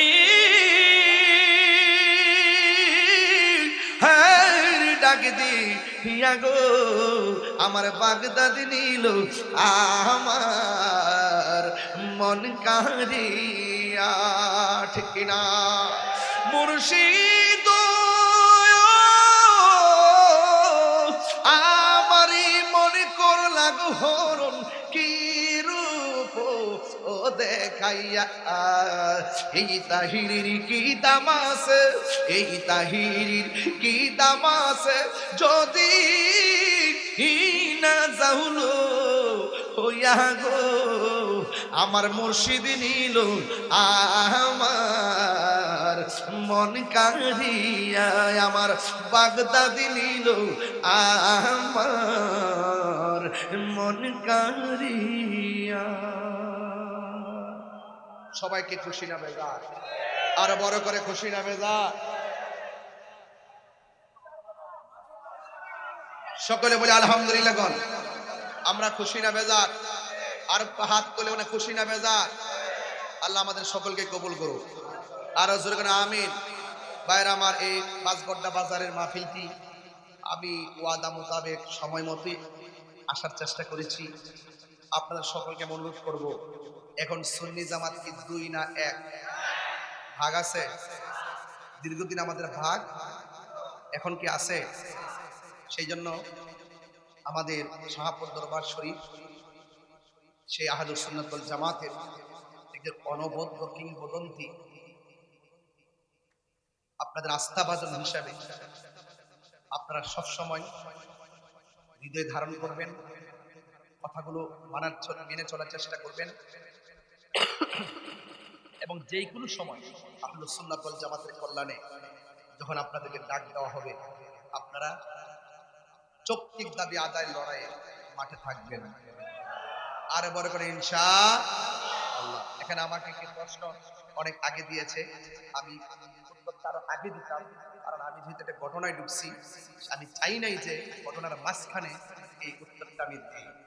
এখানে আপনারা দেখেন পোস্টারের শিরোনামে আমাদের স্ক্রিনের মধ্যে ঈদে মাজিউন নবী এবং পাশে আছে ঈদে মিলাদুন নবী। আছে কিনা? কতক্ষণ আছে কিনা? এখন শাহপুর দরবার শরীফ পবিত্র ঈদে মাজিউন নবী সাল্লাল্লাহু আলাইহি ওয়াসাল্লাম তিনি লিখেন, এবং দীর্ঘদিন ধরে আমাদের মাঝে পবিত্র ঈদে মিলাদুন নবী সাল্লাল্লাহু আলাইহি ওয়াসাল্লামটা আমরা বলে আসছি, রাষ্ট্র থেকেও আমরা এটা স্বীকৃতি পেয়েছি। এখন প্রশ্ন হলো যে আমরা এই দুইটা ব্যবহারের মধ্যে কোনো আপত্তি আছে কিনা? এই আপত্তিটা আমাদের অনেকে কিন্তু আমাদের নিজেদের মধ্যেই অনেক ধরনের বলাবলি হয়, অনেক সময় অনেক কিছু বলার চেষ্টা করেন। আমিও তো আপনাদেরই একজন, তো পবিত্র ঈদে মিলাদুন নবী সাল্লাল্লাহু আলাইহি ওয়াসাল্লাম যিনি লিখছেন, আর তারাও আমাকে অনেক মহব্বত করে। পবিত্র ঈদে মাজিউন নবী সাল্লাল্লাহু আলাইহি ওয়াসাল্লাম যিনি লিখছেন, তিনারা আমাদেরকে মহব্বত করে। এই মহব্বতের মধ্যে কোনো পার্থক্য পাইছেন? তাহলে আপনারা এই দুইটা দৃষ্টিভঙ্গিকে নিয়ে আপনারা প্রশ্ন করবেন না। পবিত্র ঈদে মাজিউন নবী যেটাকে বেস করে লেখে, সেটাকে তিনি ফলো করেছেন, কাদ জাআকুম মিনাল্লাহি নূর। আল্লাহ বলছেন অবশ্যই তোমাদের কাছে আমার পক্ষ থেকে নূর এসেছে। সুবহানাল্লাহ। মাজিউন নবী এসেছে, কাদ জাআকুম মিনাল্লাহি নূর, নবী এসেছে। আর আমাদের মধ্যে যারা পবিত্র ঈদে মিলাদুন নবী সাল্লাল্লাহু আলাইহি ওয়াসাল্লাম লিখে থাকে, এটা দীর্ঘদিন ধরে আমাদের আকাবেররা লিখে আসছেন। যেহেতু যারা মাজিউন নবী সাল্লাল্লাহু আলাইহি ওয়াসাল্লাম লিখছেন, তারা যেহেতু পবিত্র ঈদে মিলাদুন নবীর বিরোধিতা করে না, তাহলে আমরা একজন আরেকজনকে বিপরীতে ভাবার কোনো সুযোগ, কথা কি বুঝতে পারছি? অনেকে মনে করে, অনেকে কিন্তু আবার আমারও প্রথম বলছে এটা পুরা মিলাদুন নবী মানে না। এই কথা তো কেউ বলে নাই। আমি যেহেতু রাজশাহী, আমি তো জানিই, সবই তো আমি তো মাঝে মাঝে আলোচনা করি। এরপর আমি এতটুকু বলবো যে আমরা এই বিষয়গুলো, আবার আরেকটা শ্রেণী আছেন যারা লিখে পবিত্র ঈদে আজম। কি লিখে? ঈদে আজমও তো লিখেন, এটা কি না লিখতেছেন। তো যে রাসূল করিম সাল্লাল্লাহু আলাইহি ওয়াসাল্লাম যেই রাত্রে দুনিয়াতে তাশরীফ এনেছেন, সেই রাত্রটি লাইলাতুল কদরের রাতের চাইতে আরো উত্তম। আর বড় করে বলেন না সুবহানাল্লাহ, বলেন না। এই জন্য আমি আশা করবো যে আমার একটা ক্ষুদ্র মানুষের কথাই তো আর আমাদের কিছু চলবে না। তবে আমি বলবো, আপনার যদি কোনো আপত্তি থাকে, আমাদের যদি কোনো আপত্তি থাকে, আমার মনে হয় আমরা একজন আরেকজনের সঙ্গে বসে আমরা পরামর্শ করতে পারি। কথা বলেন, ঠিক কিনা বলেন? তবে আপাতত এই বিষয়াদিগুলো নিয়ে একদম দূরত্ব তৈরি করা, কোনো বিভাজন তৈরি করার কোনো সুযোগ আমি দেখতেছি না। এইটা। আপনারা কি কিছু আজকে বেশি কথা বলছেন? যেই বলছে বেশি কথা বলছেন। আমি আমি দেখছি। এ আসতে আপনারা তো আমার হাসিয়ত তো ভালো করে জানেন। আমি কিন্তু খুব মিশুক মানুষ এবং আমার আধিপত্য সম্পর্কে আপনারা জানেন। আমি কখনো বিয়াদবকে প্রশ্রয় দিই না। এটা কিন্তু ক্লিয়ার কথা নাকি? এখানে একজন আওলাদ রাসূল বসে আছে। আমি কি বুঝতে পারতেছি? শিরার মধ্যে থাকবেন, শিরার মধ্যে। এই যে আবু ভাই, আমি তো আমাকে যদি বলেন যে তিনি এতক্ষণ বসে আছে, আমি মনে করছি বক্তব্য দিয়ে চলে যাবেন কেন? কারণ ওনাদের অনেক ব্যস্ততা আছে। এই ব্যস্ততার ভিতরেও এখানে পিসাবুদের বসে আছেন, উলামায়ে কেরাম বসে আছেন, পাঁচগড্ডা বাজার এই মাহফিলের এই এলাকার মানুষগুলোদের ভালোবাসেন। এটা কি আপনারা যথেষ্ট মনে করতে পারেন না? তিনি যে এত রাতের মধ্যে বসে আছেন, ওনারা তো অনেক ব্যস্ত থাকে। এই ব্যস্ততার ভিতরে আসছে। এটা আমি তো খুশি করার জন্য বলছি না, আসলেই ব্যস্ত থাকে। দেশের একটা ক্রাইসিস মুভমেন্টে ওরা অনেক ব্যস্ত থাকে। এই ব্যস্ততার ভিতরে এই প্রোগ্রামটা শুরু থেকে শেষ পর্যন্ত আপনারা যেভাবে দাঁড়িয়ে আছেন, যারা বসে আছেন, সব জায়গায় মানুষ কষ্ট করে বসে আছেন। তাইলে এই ফাঁক দিয়া কি আমরা কোনো আদবহীন কাজ করতে পারবো? আমি বাইরে ধন্যবাদ দেই। আর শুরুতে বাইরে প্রস্তাব করছি আমাদের আহলুস সুন্নাত ওয়াল জামাতের প্রোগ্রামগুলো আপনি এবার ব্যাখ্যা করে দিবেন সুন্দর করে। হ্যাঁ, ঠিক আছে রে ভাই? একদম সুন্দর করে দিন প্রশাসনিক ভাবে। যারা আছেন যেন কখনো যেন আমাদেরকে কোনো বিপরীত মনে করা না হয়। আমরা দিনকে দিন বলি, রাতকে রাত বলি, কিন্তু মূলত আমরা উশৃঙ্খল না, আমরা বিশৃঙ্খলবাজি করি না। কথা বলেন ঠিক কিনা? আমরা একটা আদর্শ নিয়ে আছি এবং আগামী আগামী 30শে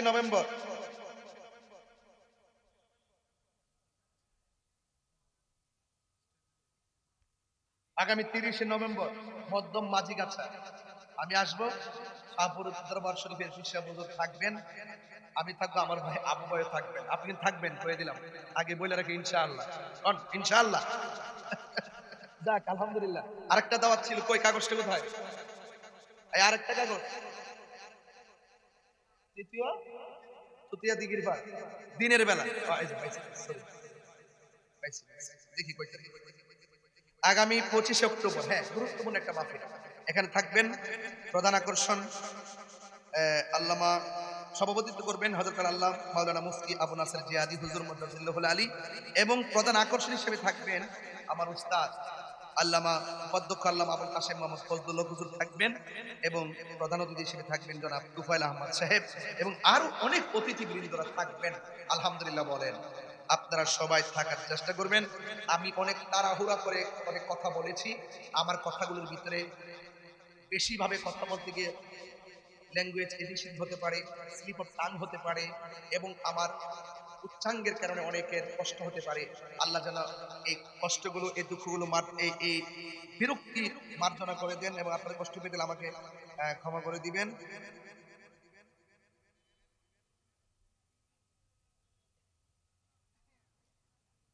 আমি একটা কাজ ধরছি, কিন্তু আমি জানতাম না যে তারা বাবা ব্যবসায়ী। তাহলে কি আমার কাজের টাকা হালাল হবে? আপনি যেদিন থেকে শুনছেন এদিন থেকে হারাম কাজের ব্যবসা ছেড়ে দিবেন, আপনি হালাল ব্যবসা করবেন। কথা কোন ঠিক কিনা? প্রয়োজনে কোদাল দিয়া কাইটটা মাটি কাইটটা ভাত খাবেন, রিক্সা চালায় ভাত খাবেন, হারাম হারাম কোন কাজে সহযোগিতা করা যাবে? আসেন দাঁড়ায় নবীর সালাম দেয়া নবী